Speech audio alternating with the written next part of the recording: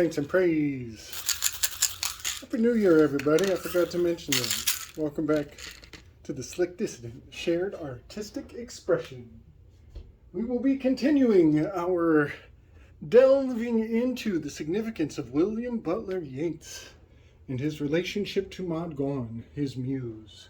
Maud Gonne was an amazing individual. Her name in reverse is almost the word Enneagram. She was his falcon. She was his Fylgja. She was his animus. She was his vessel, his ship. She was the banshee, the spirit of Ireland.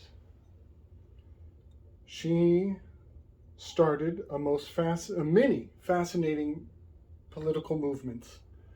The tethers to her are vast and wide and broad. I will get to all of that in time. I want to focus on William Butler Yeats, who lived in a particular tower for a portion of his life. His poem evokes Agamemnon directly. Yeats was in a position after the Battle of the Blythe, after Yeats yeeted Crowley down the stairs in whatever that story was really all about. He was in a position to express magnanimity. For Lady Frida Harris to immortalize the essence of William Butler Yeats in the act of yeeting Crowley down those steps. And also in Yeats's poetry. Magnanimity is invoked in the name of Agamemnon. Everything about the giver, everything about this shadow of pride, whose infernal name is Lucifer, is instilled into this card, and the spirit of William Butler Yeats, whose hands were clean in equity, white-armed Hera on her throne. She's restrained. She was trapped in the throne, and she was outraged at her son Hephaestus, who had snared her for an interrogation as to the nature of his origin. It is a Gnostic tale. And she gives him news, but the different precincts of Greece would have different answers out of Hera in terms of the nature of their genetic source. I think this is Sea Highness. I think Hera is Chinese. She is the Sea Highness. And the Highness was removed from her name to hide the High Priestess and her Eastern origin. All right. Yeats, Crowley down the steps. The Battle of the Blythe is a reenactment of the opening scene of the Iliad.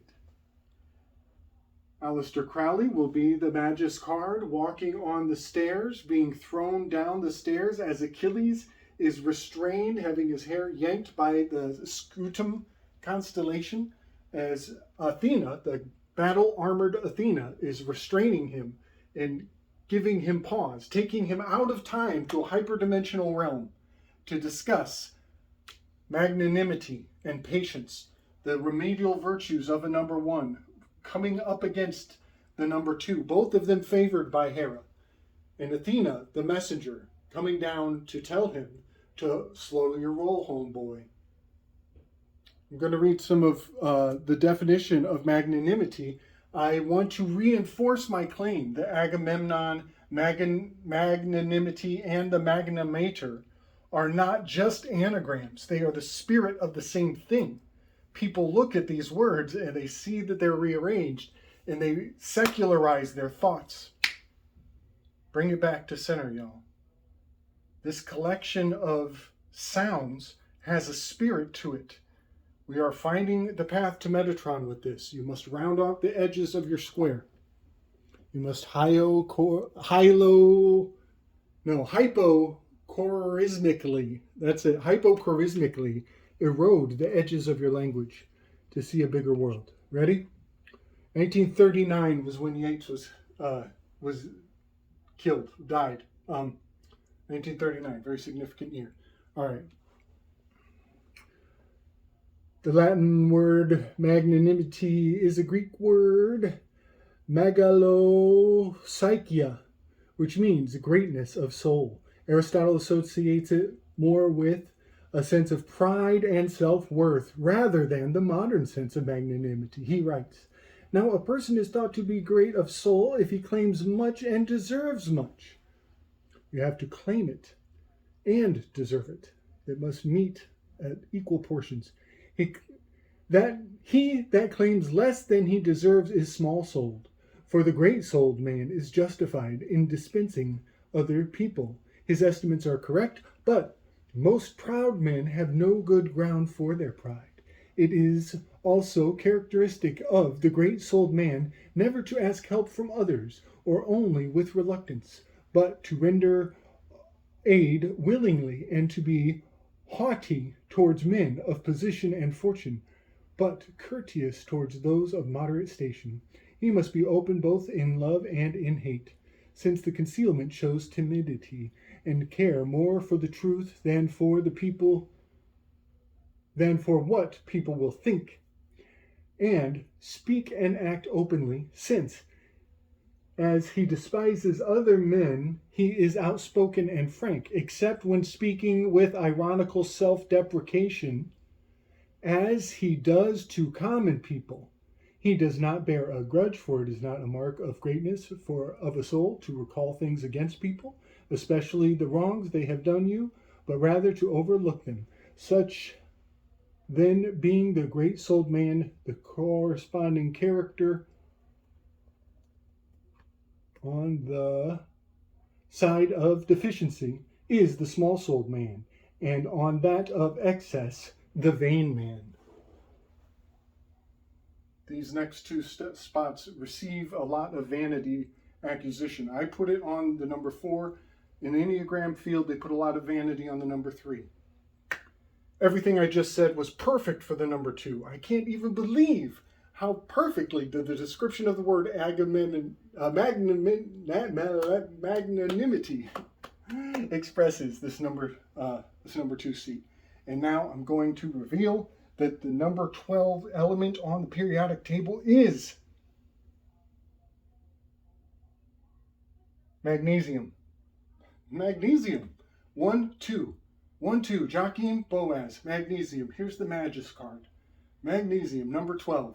Now, the 12th triangular number, 78.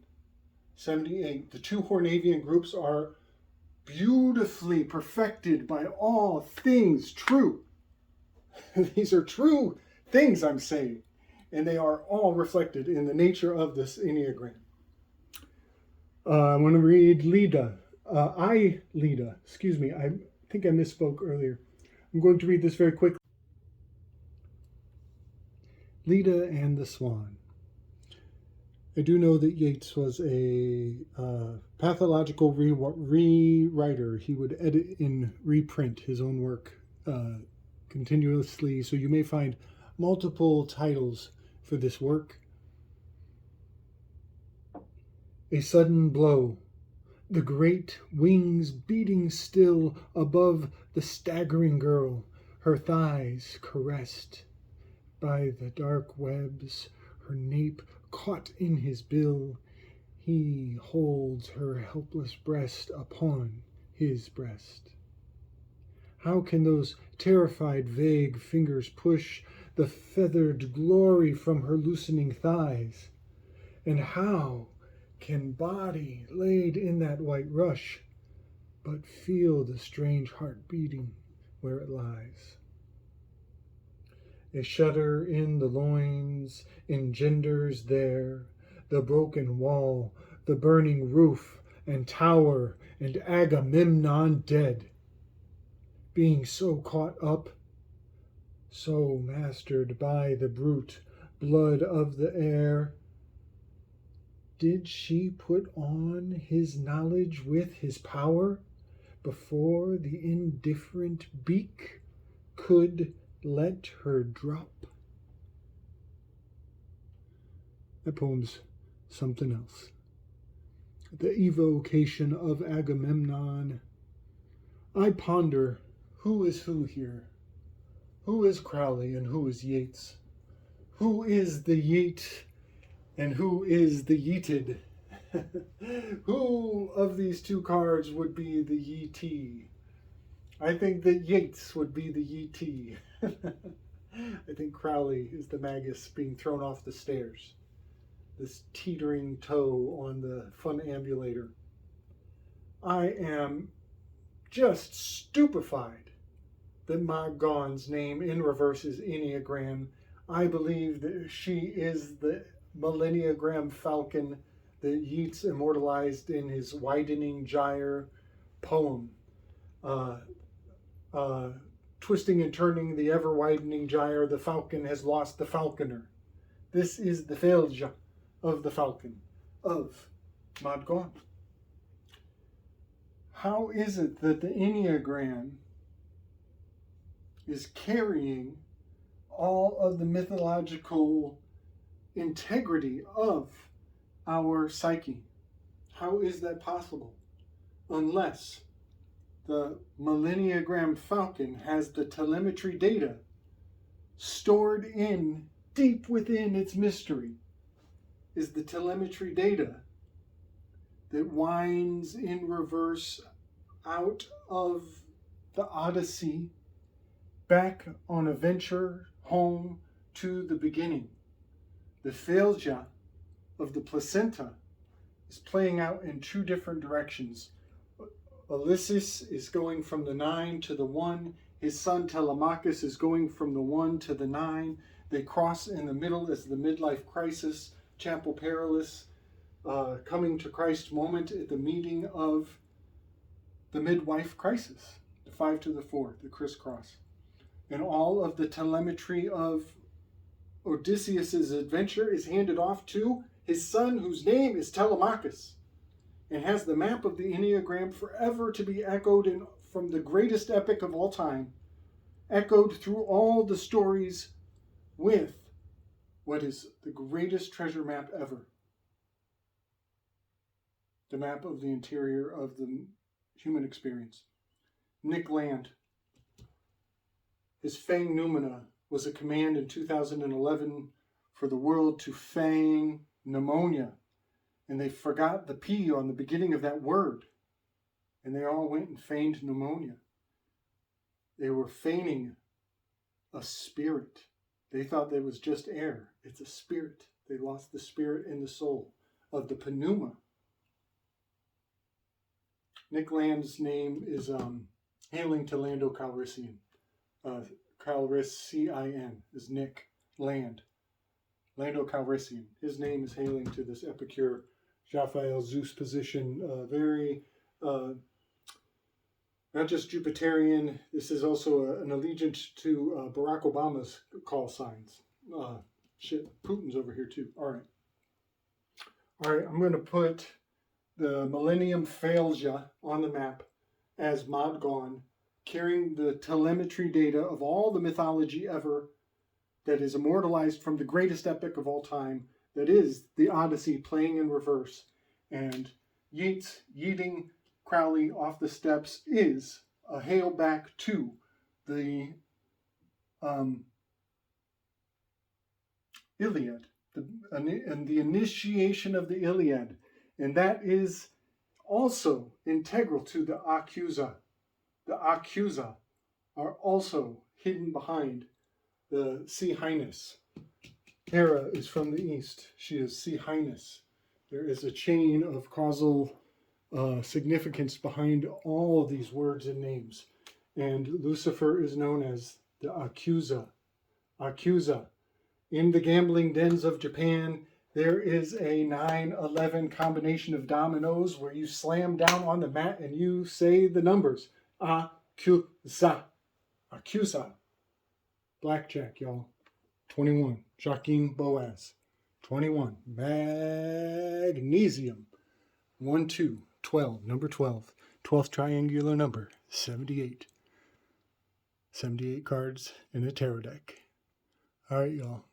Hang in there. I'm going to be back. We're going to get into Bronze Age mindset. We're going to talk about Michael Aquino and his daddy, L. Ron Hubbard, and some of the sacred bloodlines of the Charlemagne's Prize of America, that is the Plantagenet Prize that we call presidential elections. All right, bless up. Much respect.